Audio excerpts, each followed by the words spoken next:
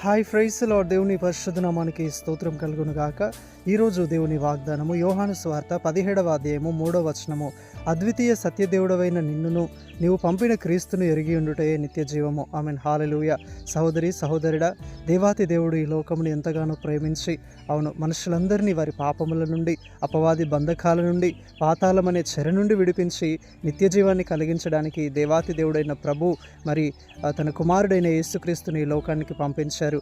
ఎవరైతే తండ్రి అయిన దేవుని యొక్క ప్రేమను, క్రీస్తు ఒక త్యాగమును ఎరిగి ఉన్నారో, క్రీస్తు నా కోసం మరణించాడని, తిరిగి లేచాడని, నా కోసము ఆయన ఈ లోకానికి వచ్చాడని, తండ్రి అయిన దేవుడు నన్ను ఎంతగానో ప్రేమించి క్రీస్తులాగా నేను కూడా పరలోకములో నిత్య జీవమును అనుభవిస్తూ యుగయుగములు తన కుమారుడుగా కుమార్తెగా ఈ ప్రపంచమును ఏలాలని దేవుడు ఒక మంచి ఉద్దేశమును నా పట్ల కలిగి ఉన్నాడని, దేవుని యొక్క గుణమును, స్వభావమును, ప్రేమను, ఆయన ఒక ఆజ్ఞలను, ఆయన ఒక వాక్యమును, ఆయన ఒక చిత్తమును బాగుగా తెలిసి ఉండడమే ఆయనను ఎరిగి ఉండడం. అవును, ఎవరైతే ప్రభు అయిన యేసుక్రీస్తును తమ సొంత రక్షకుడిగా స్వీకరిస్తూ ఉన్నారో వారి హృదయంలోనికి ప్రభు అయిన క్రీస్తు, తండ్రి అయిన దేవుడు, పరిశుద్ధాత్ముడు వచ్చి నివాసం చేస్తారంట.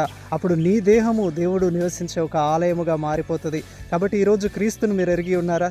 అయితే తండ్రి అయిన దేవుడిని మీరు ఎరిగి ఉన్నట్లే, పరిశుద్ధాత్మను మీరు ఎరిగి ఉన్నట్లే. కాబట్టి లోకమును విడిచిపెట్టండి, పాపమును విడిచిపెట్టండి.